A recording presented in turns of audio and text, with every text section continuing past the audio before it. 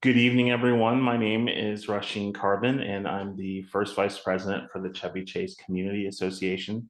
Thank you for joining us tonight for our Earth Day webinar. Tonight, we are hearing from panelists Shelley Cohen, Nina Dodge, Romina Kamali, and Phil. Pardon me, I don't actually know Phil's last name. And they're going to give us some, thank you. They're going to give us some great tips on how to improve our homes and continue the important work of environmental sustainability. And without further ado, I will hand it over to Shelley Cohen, who is our moderator. Shelley, thank you for being here. Great, thank you. And it's so great to be here tonight. Welcome to all of our Chevy Chase neighbors and friends and loved ones. We're so happy to have you on this webinar to celebrate Earth Day and to learn more about what you can do to green and electrify your homes. We have some really exciting panelists today that I'm very excited about. And I'm going to share my screen here. This is something that is very near and dear to my heart. When I first moved to the DC area, or when I first became a homeowner, this was something that I tried to do in my home, which was, to see if I can put that forward there, tried to introduce elements of sustainability into my home and into my living to make air quality better and to really ensure that we were using eco-friendly products and make it as eco-friendly an environment as possible. My first home on Wisconsin Avenue, which you could see, it was an apartment building. We were featured in a number of magazines and even featured on HDTV, focused on 10 things you could do to increase the value of your home. And this was talking about all the environmental upgrades. So this was well over about 15 years ago. So this has really been a trend that's been evolving, and new and exciting things are happening, more so than when we were doing it 10 years ago. Now we live on Everett Street, and we were one of the first recipients of a DOEE solar grant. And we were also then again featured on HGTV Renovation Nation with Stephen Thomas in an episode called Corking the Kitchen. And he helped us put cork in our kitchen, install our eco-friendly countertops, which are made of concrete and recycled glass windshield, and even helped us install a patio outside our home that's made from recycled tires. So again, this is really, one of those topics that's very near and dear to my heart. I'm so excited to have some amazing panelists with us tonight. We have Nina Dodge, who so many people know from Chevy Chase. She is an environmental hero to so many residents, doing so many great things across the city. After decades in the international humanitarian nonprofit sector, Nina works on climate and energy policy in concert with local groups and agencies to establish regulatory and legislative building blocks and programs to reduce the district's greenhouse gas emissions and to make the district a healthier, more sustainable and equitable place to live and work for generations to come. Nina believes that to affect policy change, you need to show up as part of the decision-making process, which is one of the reasons that she is on the advisory board to the DC Sustainable Energy Utility. And for policy to become a positive reality, advancing implementation on the ground is key with necessary trial and error. So here she is walking the walk, talking the talk. In that vein, she undertook a major high-performance energy retrofit of her 1931 home in Chevy Chase, DC, where she has resided for over 30 years. The aim was to adapt her home to a warming climate conditions while reducing emissions and establishing healthy indoor air quality. Her guiding standard is to achieve a pretty good house. I love that, Nina. That's awesome. We also have with us tonight Romina Kamali and Alfredo Abal. Romina is originally from Argentina and has lived many years in Australia, and Alfredo is from Uruguay. They both work in international organizations in DC and have called the metro area their home for many years. Romina and Alfredo are Chevy Chase residents since 2020, and they bought a 1950s Tudor home in Hawthorne. Since that time, they have slowly renovated their home from top to bottom in different stages with varying budgets. The home was very much original from the year of construction. They approached the electrification of their home, which has really become a big trend here in the district, of their home from a safety and budget perspective. Really look forward to hearing about that. And we're also going to hear from Phil, and I hope I'm pronouncing this correctly, Geyer. Phil is vice president for Compass Realty and a founding member of Real. Phil was born and raised in Michigan, and he bleeds maize and blue. A master of the ever-changing market, he is a seasoned and excellent negotiator, is well respected by peers, and maintains a broad and diverse network of contacts that have benefited clients in surprising ways. He is known equally for his ready smile and for wearing shorts year-round, while his knowledge of the DC metro area would rival that of any cabbie. Phil enjoys stints in the nonprofit world and politics on Capitol Hill before his career in real estate. So really look forward to hearing from all three of you. We're going to start with Nina, and I'm going to have Rasheen, if you could pull up her presentation. Thank you so much for being here with us tonight. Look forward to the insights you're about to share. And I will stop sharing, and then I can share. Will Okay. do. Can you hear me? I can't hear you, Kelly. I Yes. just need you to stop Okay. sharing your screen, Kelly, so I can share my screen. Okay. You can let me know when. Yes, I am trying to do that. It's not giving me the option to stop sharing, which is interesting. Maybe if I just click on it, it just says share. And try one more time. Why don't I follow up the presentation? Apologies.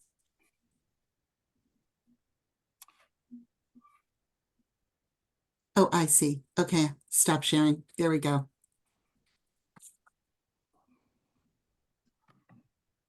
Thank you for your patience, everyone. Again, welcome to the Earth Day webinar for the Chevy Chase Community Association. We're so happy to have everyone here. If you do have any questions, please feel free to put them in the chat. And we are recording this. So if anyone misses anything, or if they want to refer to this again while they're thinking about things that they can do in their own home, we will have the recording up on our website, the Chevy Chase CCCA.org website, once this is complete. So again, I'll turn this over to Nina. Thank you. Thank you very much, and thanks for organizing this. Your association is really impressive in doing this every, devoting one of your monthly meetings every April to Earth Day. And thanks for inviting me and my sort of colleagues at large here who've gathered together in this panel. This is an Earth Day event, so I'm going to begin with talking a little bit about building emissions and global warming as context for what we're talking about, which is greening our homes. And as mentioned, I've been working on climate and energy policy to help the District of Columbia meet its ambitious climate goals, which are based on the international Paris agreements. And I've got, oh, thanks, Rishine, for pulling that slide up. Buildings and the energy used to operate them are a top cause of global warming worldwide in the United States and in Washington, D.C. Buildings, operating them, heating, cooling, lighting, powering computers and all electric devices. Buildings account for about 30% of all greenhouse gas emissions worldwide. And this is without counting the embedded emissions in manufacturing building materials and of construction, which amount to a further 10% or so of emissions. So if you count the buildings and the operating of buildings, the energy used to power them, bringing them to the buildings, plus the embedded material emissions, you have a very, very large chunk of global emissions. In cities, buildings play a much larger role. In Washington, D.C., buildings, again, their operations and energy sources account for about 70% of the city's greenhouse gas emissions, mirroring New York City and Boston. In DC, large buildings produce about 75% of building emissions. So of course, policy aims very, very strongly at bringing down the emissions, increasing the efficiency, and cleaning up the energy supply for larger buildings. But all of our buildings are key. I think, as you know, and if you think about it, almost all the buildings in the US, and certainly in the District of Columbia, that will be in existence in 2050, the deadline for international greenhouse gas reduction goals, are either built already or are being built, renovated, or planned today. So there's no time to waste. We need to change the way we design, construct, renovate, power, and operate our buildings.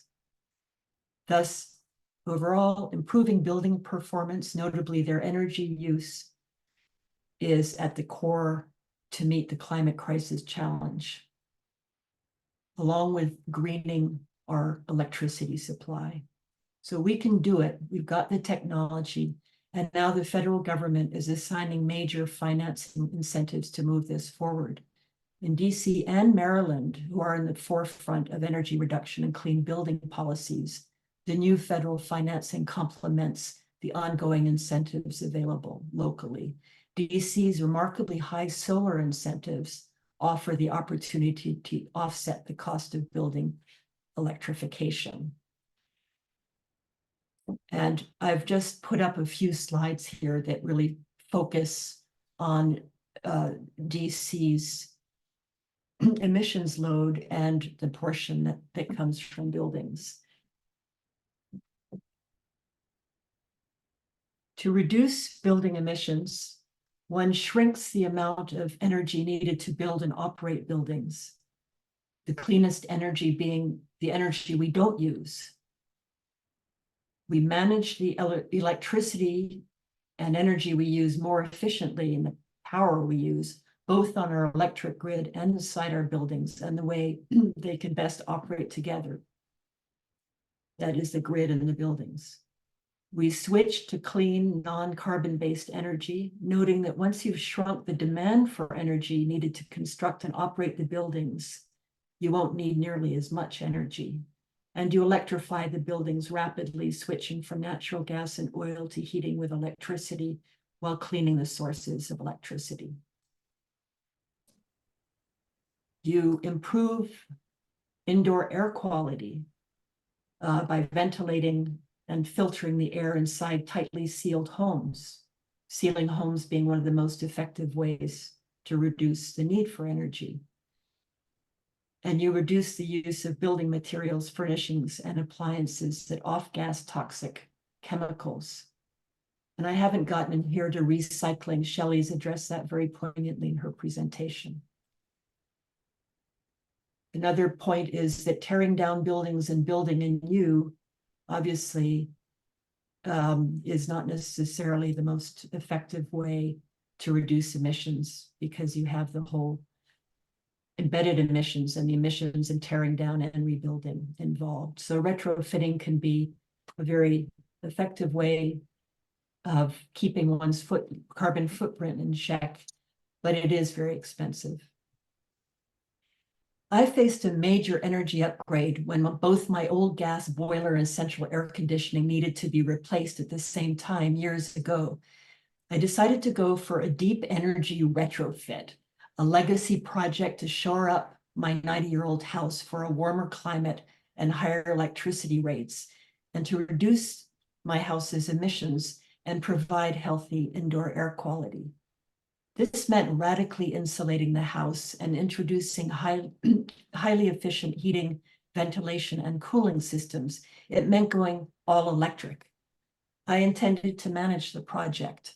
I would never have decided on such a demonstration project and going about it in the way I did had I not been involved professionally in the green energy sector and committed to dealing with climate issues.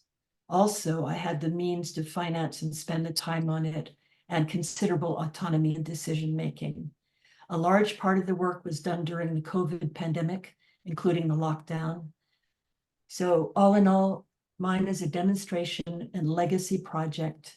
It's not meant to be replicated wholesale, but to guide clean energy retrofits and electrification of this area's existing homes. In summary, well, let me first slide here, and it's slide B1. That's my house as it looks now. And slide 5 is, slide 4 is the before the energy retrofit. And you can't really see it very well, but anyway, the slide 5 is today. And you might notice, if you look very carefully, a difference in windows and the roof. You might see a bit of solar peeking out of there too. You know, Slide which slide is your Okay. house today? Okay, my house today is I'll just give you the number. It's B2. B2. Okay. Yeah, the one above it, B1, is before, and the B2 is after. Can you tell us about the differences between these two? Yes, I don't know if I can point, but the windows are the most visible difference. And I'll be getting into windows in a big way in a minute. And then the roof, the old slate roof, was replaced with stainless steel roof, ridged, and solar is on 2 sides or 3 sides of the roof. It's 2 roofs, actually, one big one and one small one. Okay, let's go to the next slide, B3. That shows you a side view. That's the south side with most of the solar on it. And you'll see the windows have replaced the old 12-pane windows, single paned. And these are 3 triple paned passive house standard windows with no thermal breaks. It's like a door. And they're very tightly sealed and have special glass characteristics for capturing winter heat and keeping it inside. By that same token, it captures summer heat. So I'll be needing to shade the sun before it gets inside in the summer. That's to be a further project, sub-project. Okay. So, and I'm just going to continue with a wrap up and then quickly go through this slide. So I insulated the house radically, cutting its energy demand in half, admittedly from a low performance baseline. And this was done by insulating the building's outside envelope. I didn't have much space in the wall for insulation, the house being mostly brick with only 1.5-inch space between the outer and inner walls. And I didn't want to add another wall, which some folks do. So tightening the envelope of the house had to be done via other measures. I replaced the roof with and ventilated attic with a highly insulated new roof and weatherized the attic. This was all designed in a way to guard against vapor issues and needed to be implemented very carefully. In addition, I replaced all my windows except the basement ones with triple pane passive house standard windows with gas between the panes, meaning these windows are very, very tightly sealed with no air breaks. The glass is designed to allow sun's heat in but not out. This is very efficient in the winter, as I mentioned before. In the summer, one needs to shade the sun from getting inside, ideally. And I'll be doing that in the next year. After sealing the house and changing and dealing with the roof in the attic, which was probably the most radical and most beneficial retrofit I did, and then along with the windows made this huge difference. I switched to all electric, highly efficient appliances, including a heat pump driven blown air heating and cooling and water heating and an induction range. The heat pump is a geothermal heat pump. It uses constant underground heat as an energy source. Before I get into heat pumps, let me go through a little bit of these slides.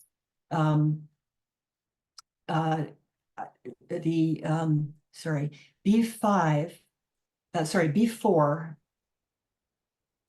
if you can go to B4, is my electric panel, which needed an upgrade.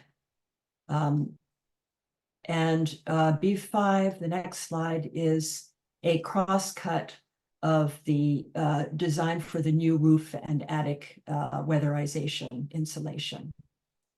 The next slide is B6, and that is a whole house blower door test, which determines, it's a measure of efficiency of your home and the tightness of the envelope, how much air penetrates and what the air returns over time, and there's a measurement beneath it. The next slides are slides of windows, and I was replacing the very quaint traditional windows of Chevy Chase, DC and Mid-Atlantic. And I just wanted to show you, I did the west side first because it gets beaten up the most by weather. And that is the stucco side of the house, which is framed. And we were able to insulate the walls some as well on that side. And then the next slides are the window replacement. And that's the slides C4, the C3, C2, C3, C4. There are awning windows on the sunroom and several other rooms, and then tilt and turn European windows on most of the windows inside. A door, the outside door from the kitchen, was also replaced with triple paned glass. The kitchen is shown. At the very end of the project, when I went completely electric, all the radiators were pulled, and we walled in those that had been recessed, and really visually, it opened up the spaces in a very nice way. That's clear on C6 also. There used to be a radiator right under that window. So over to the roof work, again, there's a crosscut plan, which I hired an energy consultant who actually came up with these designs and guided the whole roof and attic upgrade project, along with the new HVAC system, working also with a fantastic contractor for heating and ventilation and air conditioning.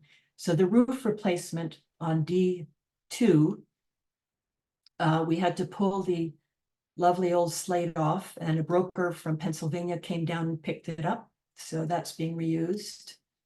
And then we have the arrival on D3 of wood insulation for the roof. I had paid very close attention to materials, using materials with minimum volatile organic compounds and off-gassing. And that was behind the choice of this wood, because I didn't want to use foam where there were other possibilities that were low VOC, as well as highly efficient, energy efficient, highly insulating, sorry. The next slide, D4, shows another membrane on this roof. It has six layers. And then finally the standing seam stainless steel, and it was just before the price of stainless steel went up. I was very lucky with that. And these stainless steel ridges here make it very easy to clamp solar on. In fact, it's the only way you can install solar without penetrating through your roof and rafters, creating more air breaks. So that was very much behind that decision.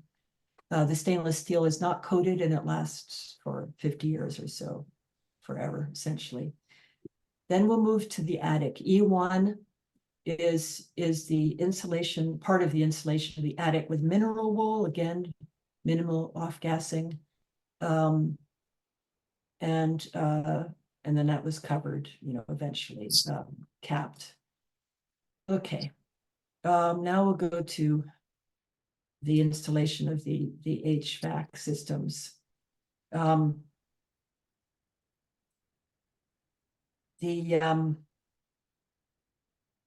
As mentioned, the heat pump that I chose is a geothermal heat pump.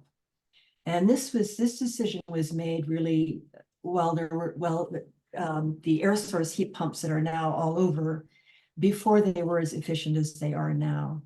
And I would do it differently today. I would choose air source heat pump systems. I don't regret the geothermal, but the others are much cheaper, less intrusive, easier to install. That's also cheaper, less disruptive. So, and there are very few contractors who do this work for retrofits. So for small, old retrofits, I would highly recommend air source heat pumps over geothermal. If you're building from scratch, that's a whole other thing. You can build the system right into your house, design it right into your house. It's a different matter. So you can, just in case anybody has a lot of romance about geothermal for small spaces and old homes, you can go to F1. Chesapeake Drillers, Geosystems Drillers were one of the last ones to drill in DC for residential. I think there's only one that does now. The equipment is very large. Here's the truck with the drill on F2 and the drilling of two wells into the ground going down 200 feet, and then inserting, that's the next slide, and inserting piping down there. And I can go into the details how this is done. And then you trench the pipes, eventually conduct the heat through water with glycol into your home and into the heat pump system, which draws the heat from the liquid and then dumps the excess heat or excess cold, depending on the season, back into the system, back outside. So it's in a loop.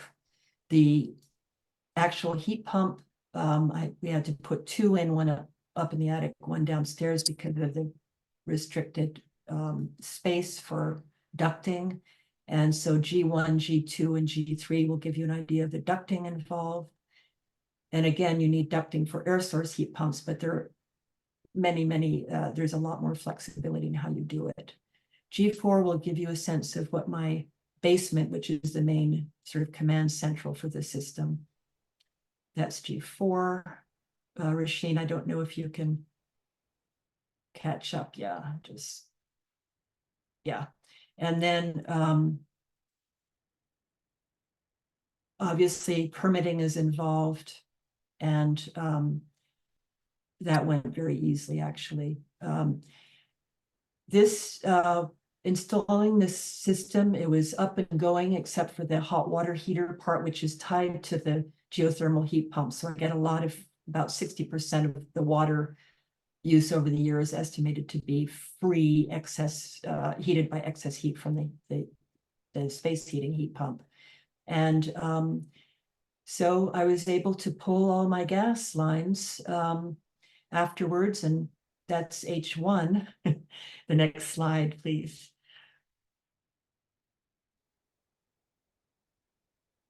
Yeah.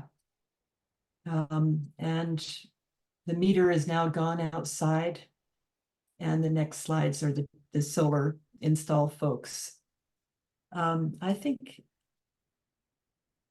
I will stop here with a couple more comments. Finding contractors who would take on the new systems and new materials and installation methodologies and who would work collaboratively, took time and persuasion. And the high performance building consultant was absolutely key. And it all worked out very, very well. I'm completed the installs in September of last year. I ran the blower door test before, in the middle, and after the work. I'm in the first year of tracking the impact of all these changes on my energy use and costs, but already predictably, the results are very good. And I'm working out the details of my expenditures to take advantage of the new federal tax credits.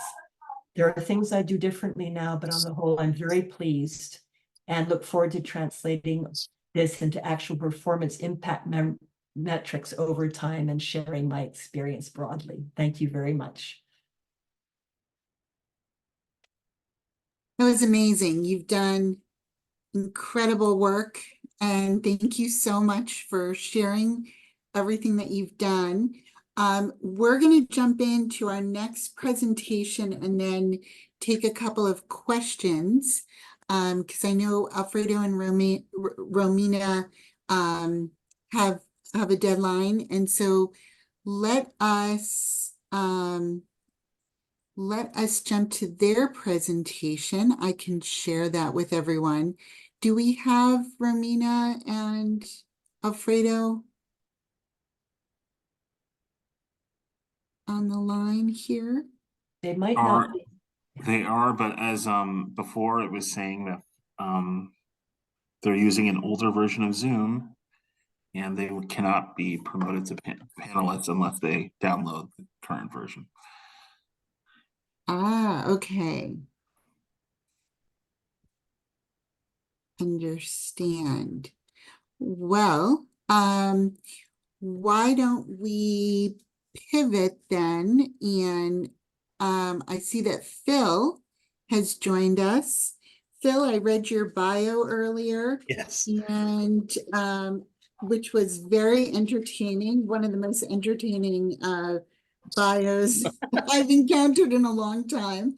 I especially love that you know your way around DC so well that it would rival any cabbie. That's fantastic. But we're really interested in hearing more about you being a founding member of Real. Yeah. Can you tell us some more? We know that you're a real estate agent, a vice president over at Compass. Can you tell us a little bit more about what motivated you to Sure. found this organization and what you are currently seeing trend-wise in the real estate industry? Yes. Thank you. I wish I had an option to be on camera. I'm not sure. I'm not seeing a link. So you're stuck with just my voice, which may be my best feature anyway. So let me just say, I moved into my current house. We purchased it just prior to the pandemic and did a full renovation. And we moved in 2001. And one of the things that happened during my renovation was we tried to disconnect the gas line. And Pepco insisted that my load requirement was too high and would not sign off on the permit unless I had two of my larger appliances moved to gas or kept on gas. And I was incredibly frustrated by that, but I was also in the pandemic, so I wasn't going to delay my construction and getting out of the apartment we were in to sort of fight the bureaucracy that I now wish I had more time to do. So that got me very frustrated by the process and realized there's, for people who are passionate about this, there's still roadblocks. And I wanted to see if I could help, navigate my way and other people's way through some of these challenges. So I got a call to meet with this woman who had an interesting experience as well. She comes from the policy side of the environmental world. And we sat down with a bunch of like-minded real estate agents who care very much about this. And we realized that we play an important part in the education of environmentalism and sustainability. A lot of people look to us as experts, and we hope they look to us as experts. So we realized that a lot of our colleagues may care, but just don't have the bandwidth or the interest in sort of getting up to speed on all of the happenings in the world. And mostly this was inspired by the passing of the Inflation Reduction Act, which has nothing to do with inflation, but has a lot to do with the environment. There's so much money in that bill, so much money, but it's only money that goes out if people start claiming it as credits and rebates. And so I feel that it's incumbent on us as real estate agents to really share and push this information to our clients. And I've sold probably 1,000 houses over the years, right? So I've got a lot of clients. So I want them to know that that money is sitting there available to them. And one of the other things that sort of shocks me is that whenever someone's furnace dies, the furnace tech comes out and says, yeah, we'll replace your gas-fired furnace. There's so much money if they don't replace that, if they switch it to a heat pump like Nina has done. It's not just better for the environment, but it's better for their pocketbook.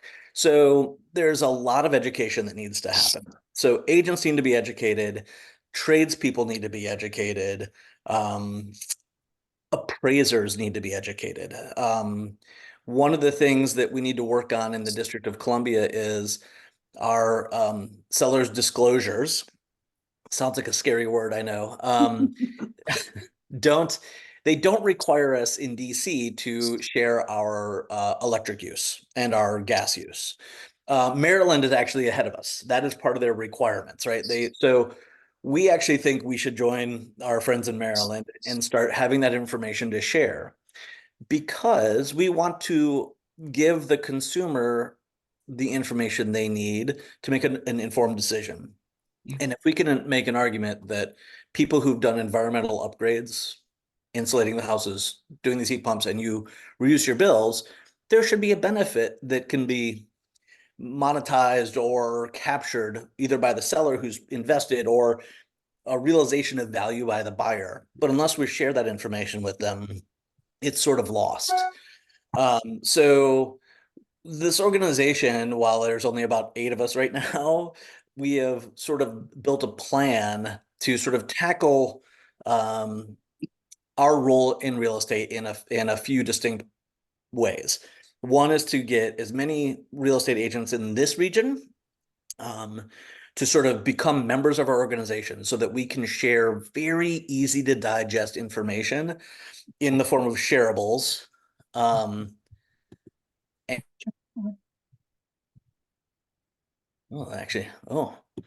you get to see me. Oh, I'm so sorry.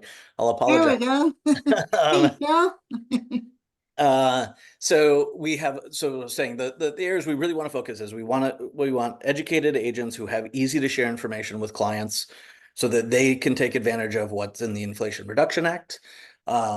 We also want to agitate within our DC City Council and bureaucracy and the other like Department of Energy for improving the forms that we use to include much better and more important information around the disclosures and all that. And then another piece of this is we really want to cajole our friends in the appraisal community, because they're doing a terrible job of adding value for investments in these things. For example, I saw an appraisal report in the last couple of months where there were solar panels on it, and he actually put it as a negative. And I was just, I mean, I'm sitting here and I'm like, I'm just beyond flummoxed. So, we need to put some structure around how that's happening and make sure that appraisers actually understand the value. But once again, if DC doesn't require us to share the information about the energy saved, it's hard to say to the appraiser, well, look, we're actually, this is valuable. So that's a piece. So we've got our hands in a lot of different pots. And what we are hoping that is, if we can be successful here and make an impact, that what we're doing here in DC can be easily transferable to other markets. We are a perfect test market for this. And I think it's something we can do.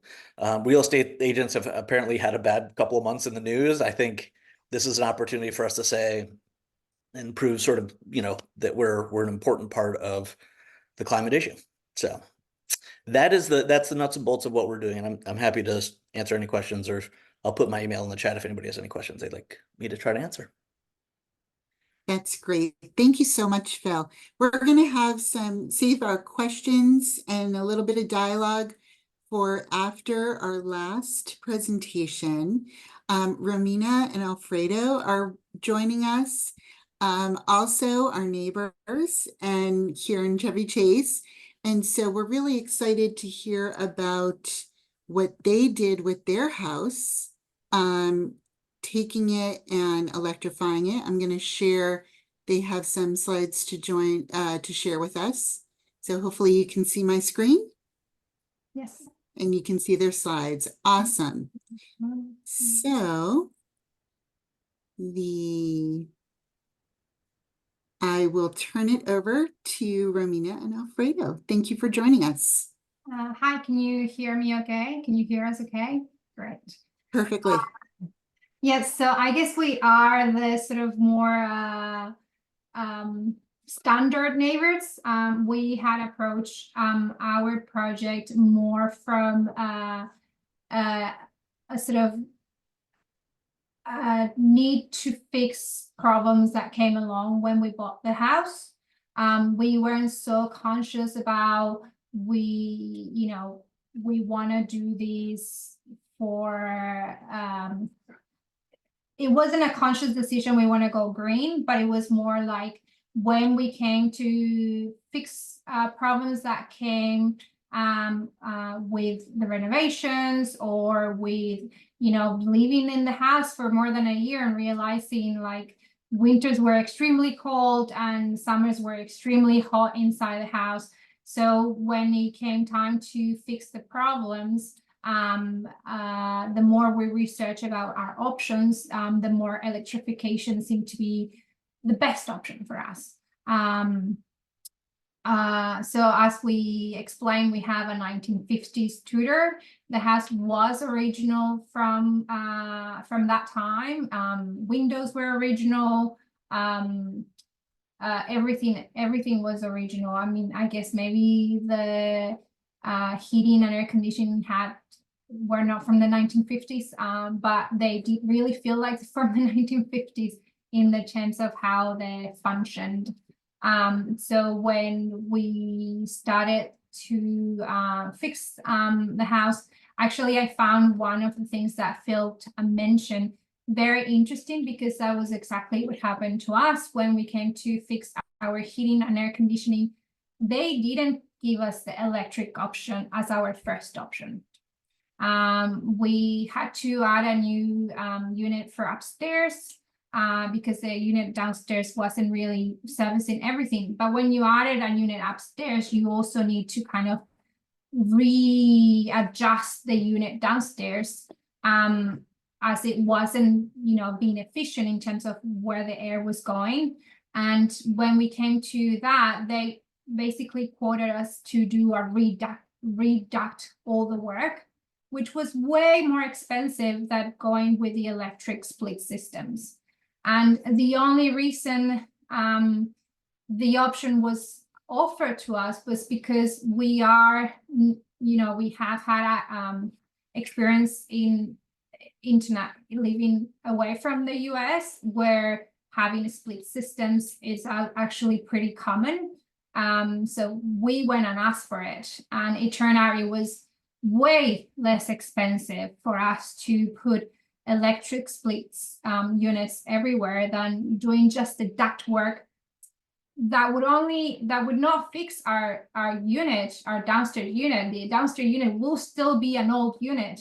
It was the duct work that we had to do that was a lot more expensive than actually doing the whole replacement for electric heat pumps and air conditioning.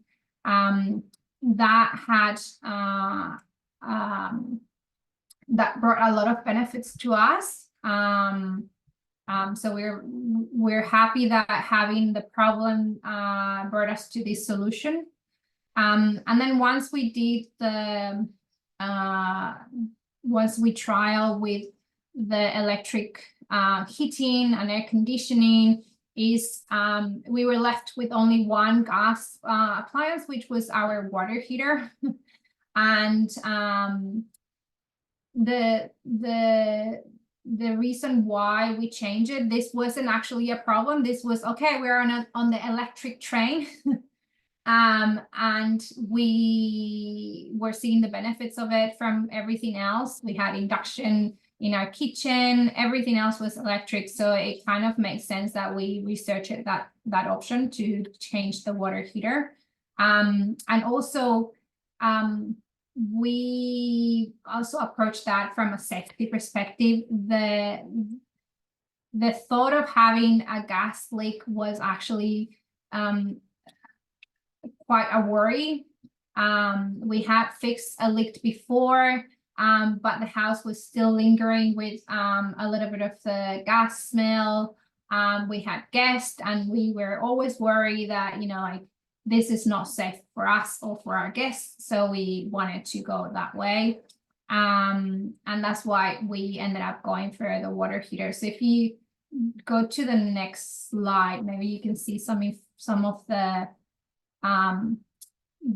things we did. So we put a new central unit in the second floor with ductwork, because we have an attic that could have the ductwork, so that was possible. But for the first and the basement, so the first floor and the basement, we went all split systems. As you can see, we don't have any more ductwork, so we could get rid of so many walls and have an open plan living that sits well with our family's interactions. And you can see the basement big duct work, that was the one that was feeding to every other room in the wall in the house, we were able to get rid of. So that meant a lot more space in our basement. So that little the picture with that small kitchen, that's our basement. And I have sort of circled our split systems. As you can see, they're very neat. They're very efficient. And they're very efficient. Yeah, exactly. So if you, the other slide will tell you about the benefits and the lessons we learned. So we only heat or air condition the areas that we're using at the time. That has been a big savings in energy for us. It did liberate the space on the ductwork. So our basement doesn't have ductwork everywhere, the same as our first floor. And then the only things we can sort of say is that we would, would work better. It is a very old home. It's not huge, but it's a big space. But as Nina, we didn't have space to insulate our walls. It was brick and just a little bit of drywall. Yes.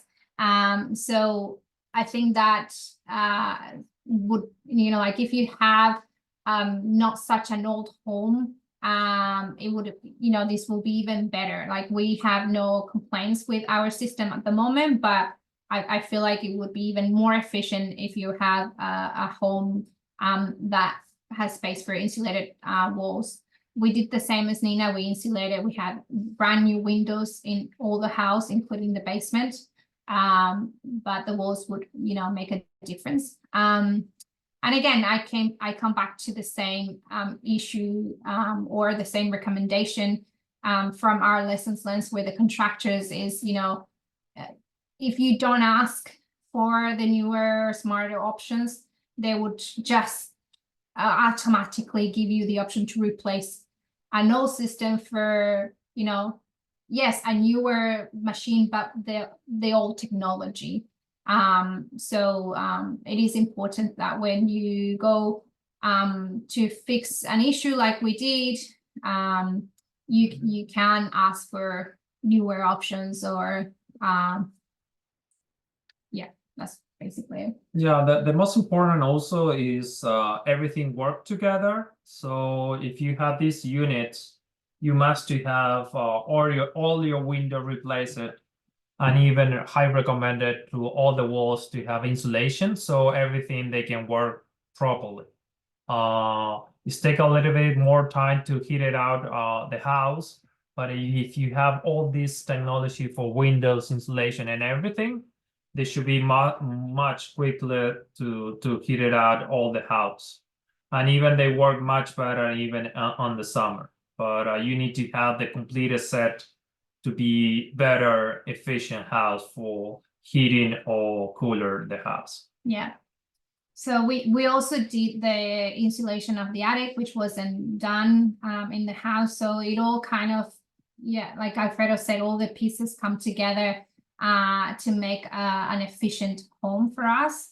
So if you go to the next slide, which was the water heater, there's a lot of lessons learned here. As I mentioned, we got into the electrification train, but I feel like we could have done a lot more research. So it is your opportunity to learn from our mistakes on, you know, maybe going with a water heater contractor rather than the sort of main hardware stores, and buy something more specialized than the ones that like the popular brands, which is what we did. And I feel like if we would have gone with a contractor, they would have recommended a much better unit or much better installation.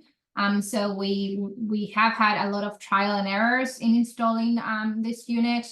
But I guess, you know what, now we learned all the lessons. Yeah, the thing is for this water here is working fine, but it's special for areas this is more like a Florida, more on the south. They have more heated on the house.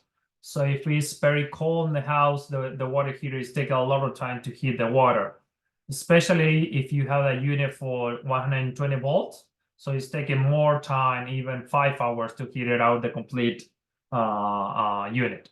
So if the right choice for this area is 220 volts, so it's going to be much faster. Obviously, it's an extra cost to run more wires for your control panel for the electricity, but it's worth it to do it that way.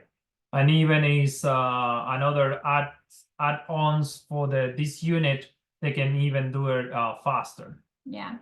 And one other lesson that we haven't mentioned here, but it's important, when you go on this adventure, to make sure that you do hire contractors that have the licenses authorized by DC. No, because we did use licensed contractor, but not the ones licensed by DC specific to get the rebates for the water heater specifically. So there is a lot of rebates and there's a lot of options in DC to take advantage of, but there is a lot of small print in terms of what qualifies for that rebate.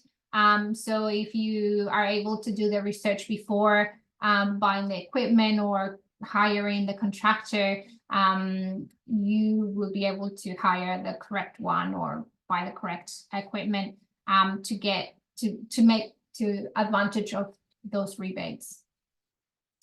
So that's for us in terms of all the work we've done, and this is in addition to all the work we've done cosmetically to fix the house. But yeah, everything that means changing walls means changing the way the heating works. So it all goes together too. So it's important to try to think ahead of doing a lot of bigger renovations. A lot of ours was, some things were thought in connection with the bigger renovations, and some were like things we needed to fix after doing the bigger renovations. And our future projects will be solar panels. We're going to talk to Nina about it. And we are definitely going to change our car to electric. Yeah, so the second option for the car is a puzzle. So we need to have an extra charger to our house, and then they needed to run in 220. So we need to do that first and then buy the car. but it's little steps for us to do that. Yeah, but I guess we are the more normal example of, you know, normal Low budget. lower budget, Yeah. trying to do the best for everybody but taking care of our budgets in the meantime. That's it. Well, thank you so much. This is incredible. You all have done so much to your homes. I'm going to invite people, if they have questions, please put them in the chat. I have a bunch of questions. I've been doing this for so many years, and I learned so many things tonight. You both have done so much. You all have done so much. For someone who is thinking about doing retrofits to their home, where should they start?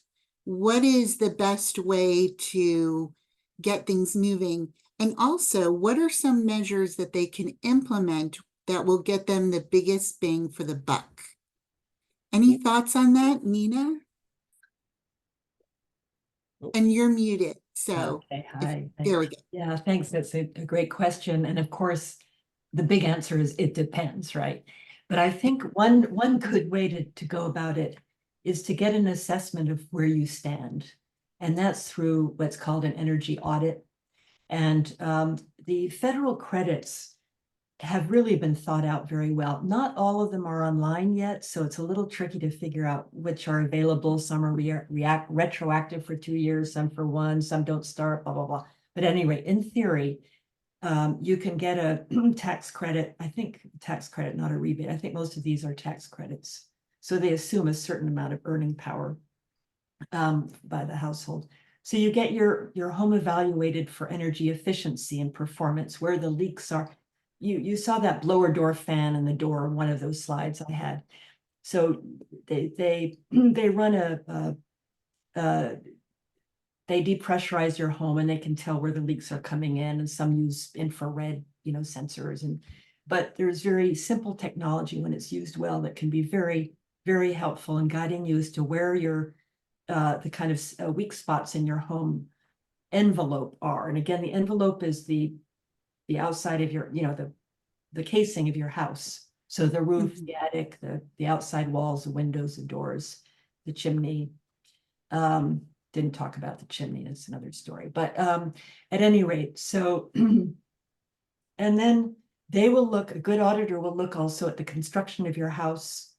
They'll measure the rooms, they'll figure out sort of, they do a very good analysis. It's not all that expensive, even without the financing. So I think that's a very good place to start and very educational. And then they'll propose, some of them are in the business of actually doing the remediation work, some are not. And they'll propose, what's the biggest bang for your buck.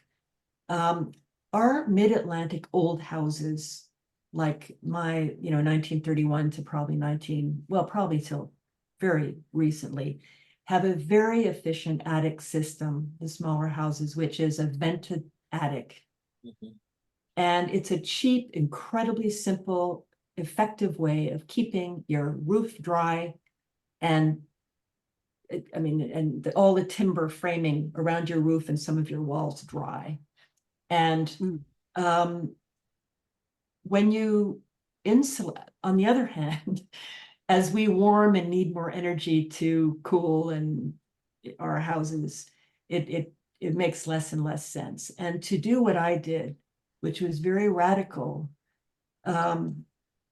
because it's very expensive, is incredibly impactful, which is to change from a vented system where your attic is very close to the outdoor temperature, whether in the heat or in the cold. And in fact, in the summer, the problem is it builds up heat in those attics. So it might be 85, 95 outside, but it can go up to 135, 140 easily in your attic, in an unvented, uninsulated attic. So if you have a ton of insulation between your attic and the inside of your house, that's fine, with little leakage and so on through the closets, through this and that, those pathways. But so that's one way to separate the attic. That's So, but right. that's an expensive but very, very radical way to go. So I think I would really start with a blower door test and a good auditor to do an analysis, and then they can steer you. I would agree with everything that Nina just said. I would also encourage everybody to spend a few minutes on rewiringamerica.org. Spend a few minutes on their website. They do a really good job of talking through all of these benefits. They also have a really nice calculator, so it can sort of, you put in basically every factor in terms of your taxes and what you can get tax credits for and rebates if you qualify. So I would highly recommend people get familiar with that calculator, because I feel like that's a great place to start planning your next project. You can see the time horizon of when these tax credits will be still available. So, Right. Romina, did you have additional? No, I wanted to add on to what Nina was saying. I think we didn't go that route, but we definitely would go that route if we were to do it again. Get one consultant to kind of look at the house as a whole rather than different, issues being fixed. It would have, kind of help to tie everything better. So I would, 100% go with having a consultant that can see the house and the energy as a whole in order to recommend solutions that fit together. And on the budget side, if once you identify the things that you would need to do, don't be afraid to get more than 2 or 3 quotes in order to, that they do differ so much. Everything we've done in the house had multiple quotes, and the difference can be huge. So that will be the second or the added tip to that. Great, amazing Can I- recommendations there. One more, Oh, yeah, absolutely. one more comment, yeah. This is alluded to a number of times, but electric heavy ups. If you're going in the direction of electric vehicles, electric ovens, electric this, electric that, we're talking, as Alfredo mentioned, about a 220, 240 volt circuit, and or a couple of them. And so one thing that was easy and logical in what I did in my kind of iterative way was to have had that heavy up done quite a while ago. I knew I was going to be getting an electric car. I've had one for 11 years, little old putt-putt Nissan Leaf, nothing exotic, the glamorous. But at any rate, so I think now the federal credits do include some subsidy for electric heavy ups.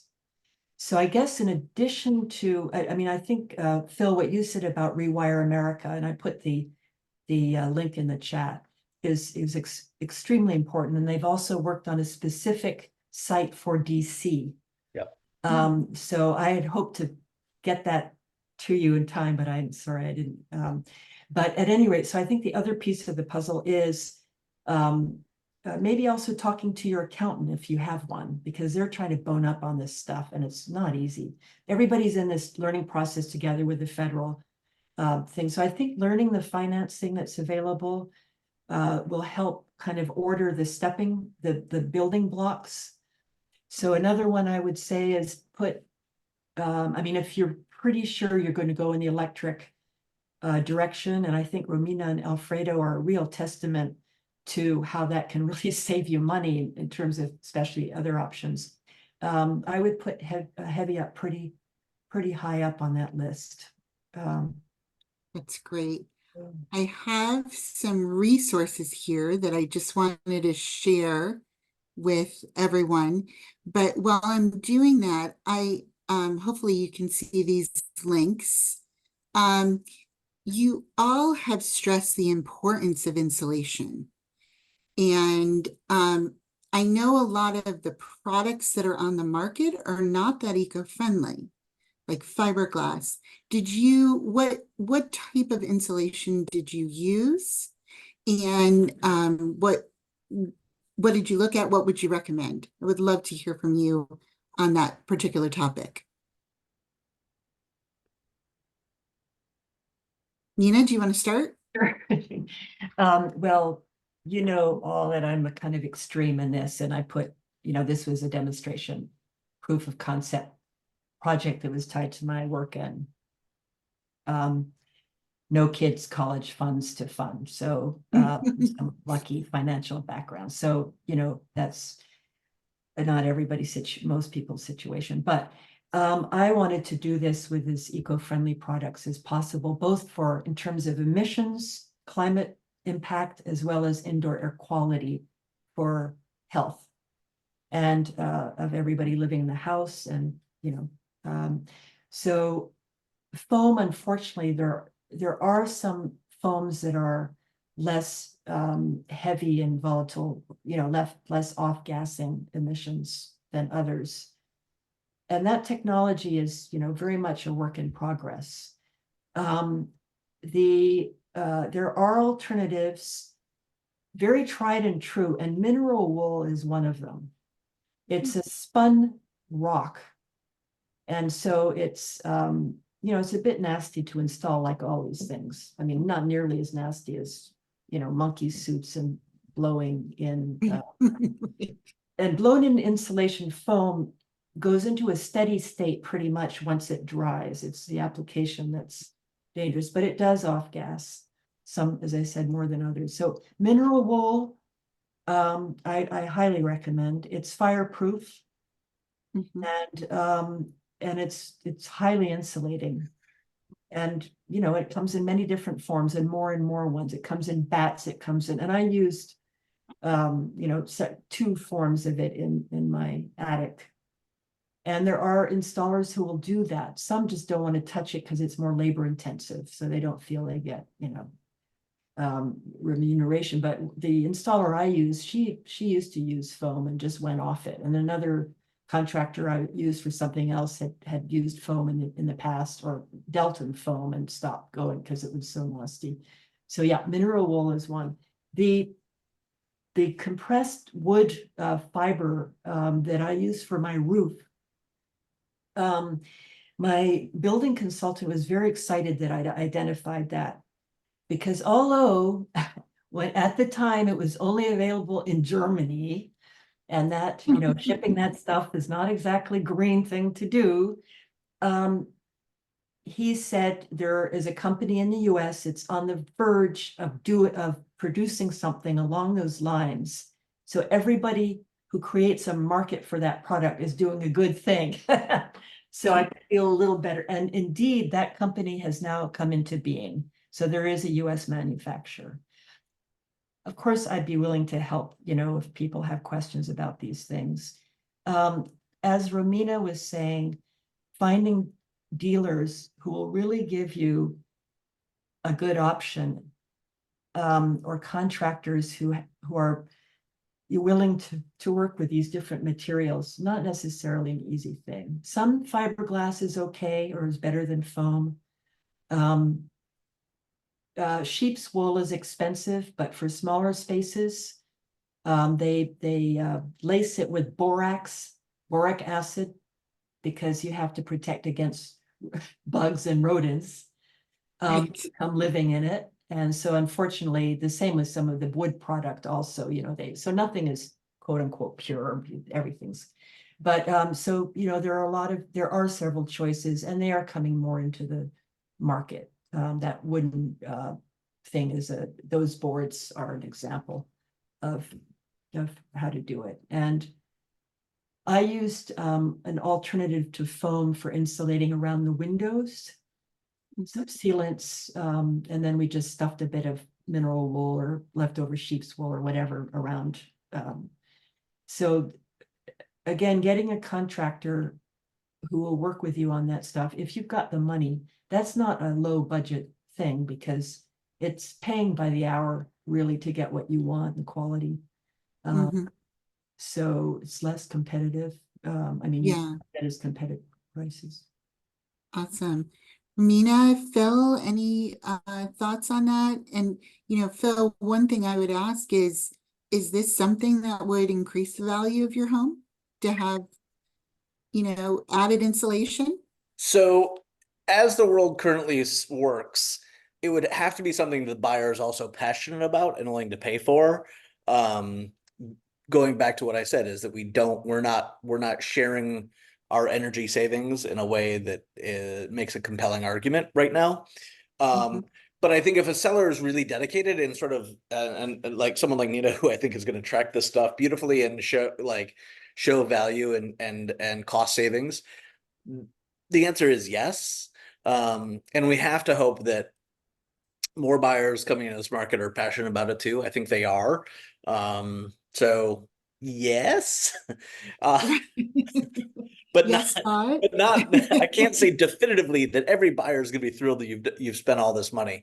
So it cuts both ways, I guess. It's just I hope that somebody in your industry, and it sounds like this is sort of what your organization is attempting to do, is to better quantify all of these efforts that people have put into their homes so Yes. that they can put a dollar sign to it when there is a buyer looking at a home. That's exactly what we need to have accomplished. And we'll get there. We've got an awesome city council. We're lucky Charles Allen is currently the chairing of it. He's very good on these issues. He's going to do a good job of sort of steering the ship in the right direction. And I think we can make some really positive change while he's in that role.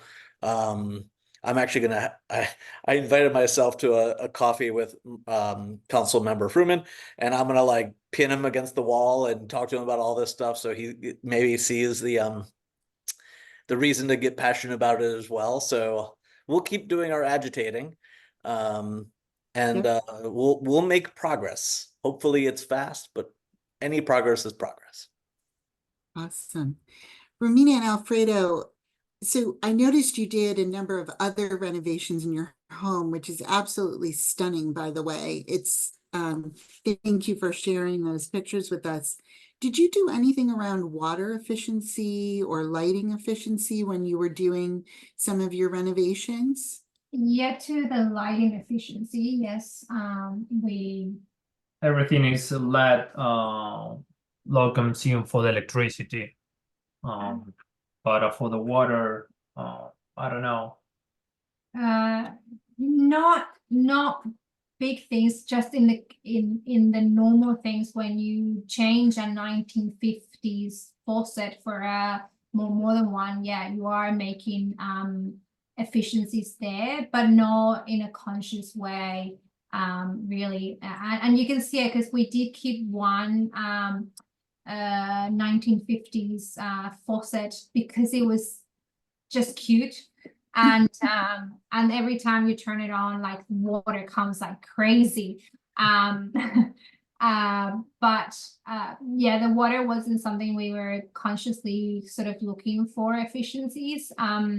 We did look into and it will be a project because we are now on phase 4 of our renovation, which is the outside, and having those rainwater tanks collections and things like that put through our gutters and things like that.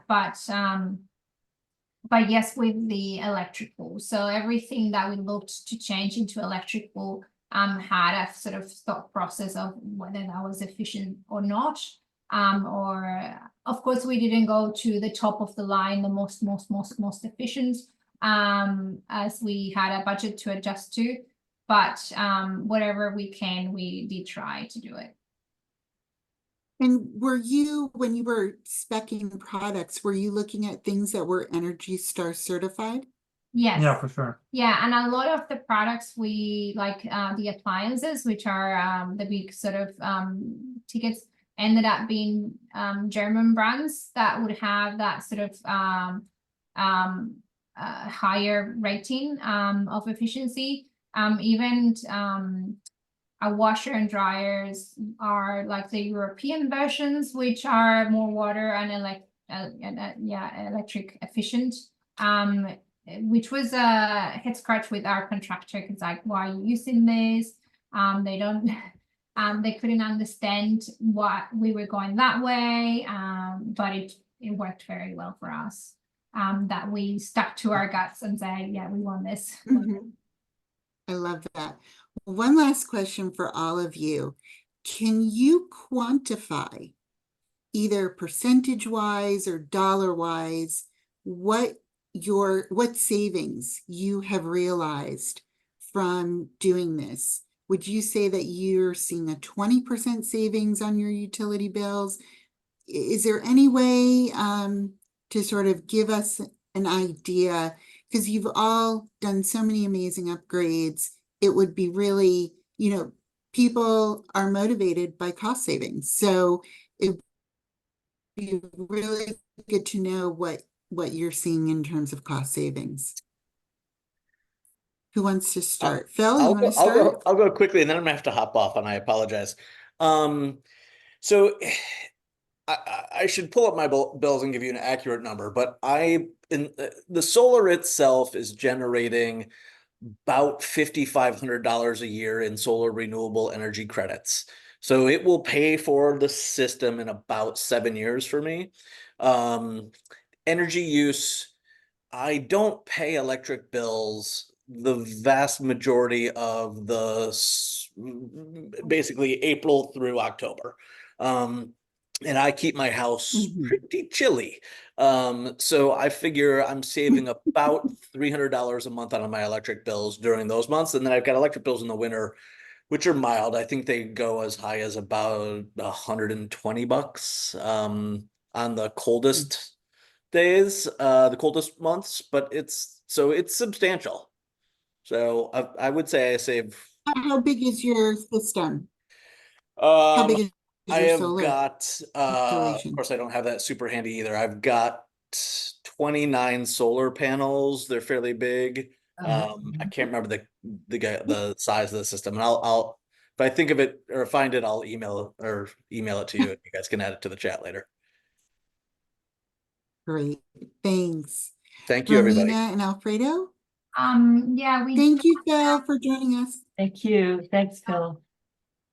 We don't have an accurate number because our systems haven't been running for that long for us to make a comparison. We also made a change where now we are using a third more of the house in our basement that has been finished. So when we didn't have assistance and we didn't use the basement, so those numbers cannot compare to now.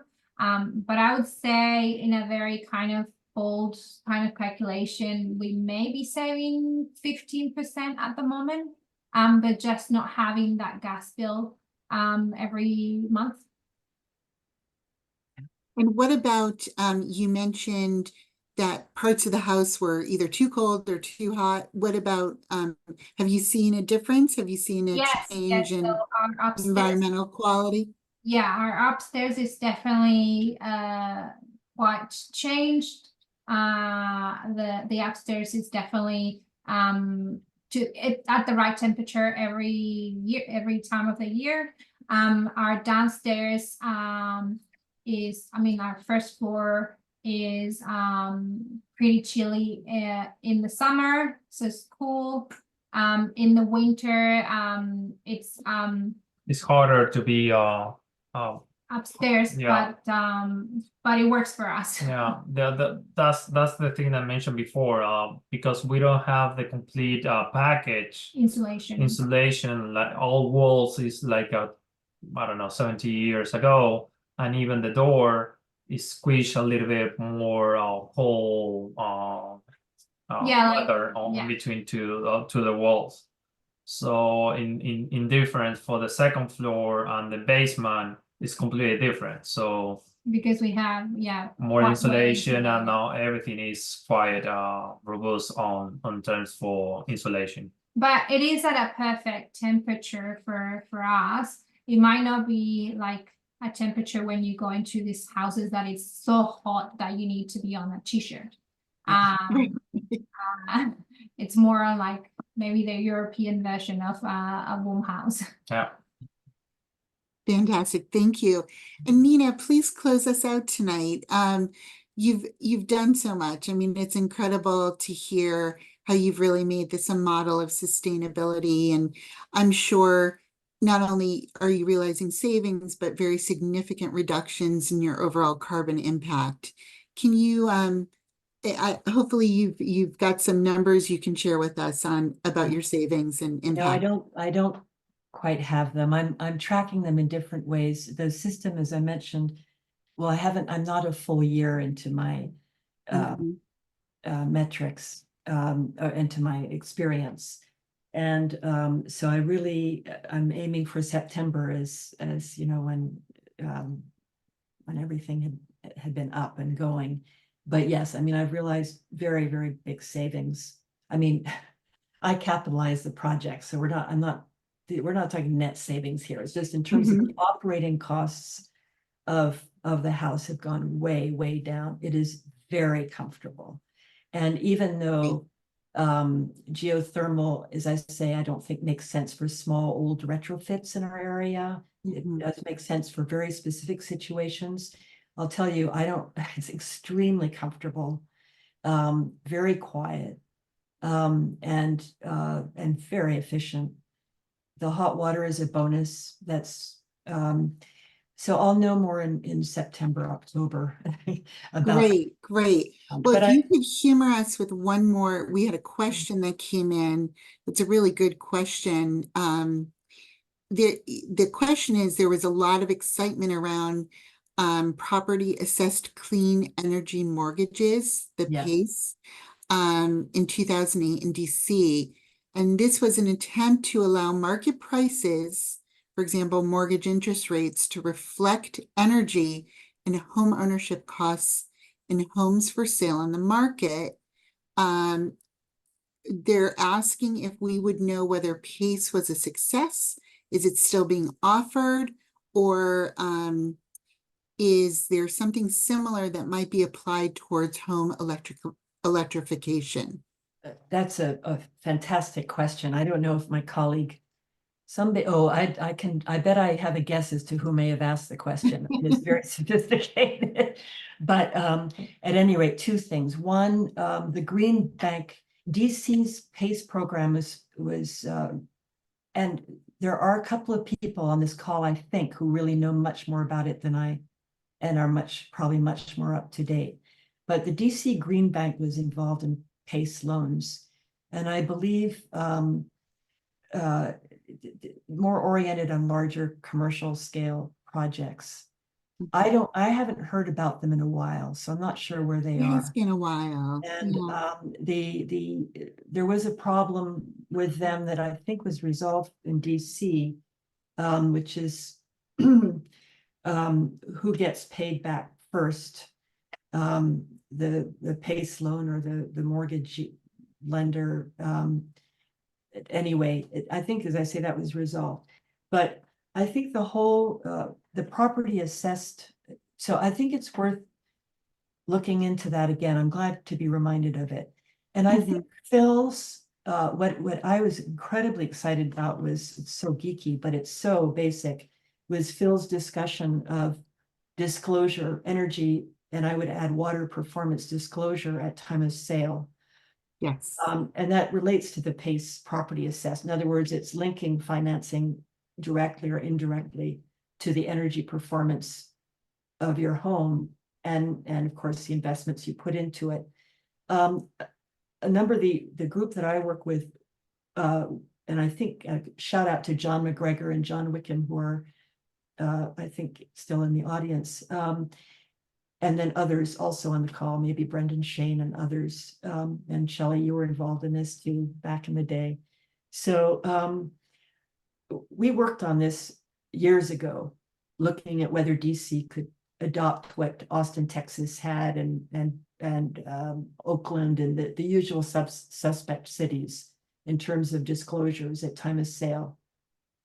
And we tried to work it into the Sustainable DC 9-month effort that Mayor Gray, launched, which much to his tribute, and that's had a wonderful afterlife and evolution in the district. And there wasn't a pickup, and clearly it wasn't the right time, but I think Phil's thoughts that our council right now, that it is the right time. I think it is. I agree with him, and I would be more than happy to encourage, colleagues who are aware of this to join his and Rail's efforts with the council to get some legislation. The people involved with Rail are fully capable of getting some good legal language, and they probably know these other cities, what the other cities are doing. But there was a big push against such things by the National Association of Realtors, very big, huge lobbyists. And so, but I think the time is ripe now. And Yeah. And I think in the meantime, people like Romina and Alfredo and myself and you and Phil, we can do our own disclosures. What the heck? And get used to doing benchmarking of our own. I mean, I've been keeping an Excel chart for 15 years of months, but that's geeky, because I'm in this stuff. But I think we can, be pace setters also, for those of us, to your question of, are we tracking these things? So Absolutely. Well, thank you all. First of all, happy Earth Day to all of you, Earth Month. Thank you for all that you're doing to make an impact and sharing your knowledge with your neighbors. As we noted, this will be recorded and it will be up on our Chevy Chase website for neighbors to revisit and re-listen and learn about some of these initiatives. You brought up so many good points here tonight, so I'm really excited that you all could join us. Thank you again for your time, and we will see you around the neighborhood. Thanks, everyone. Have a great night. bye-bye. Bye, thank you. Good night, everyone. Night.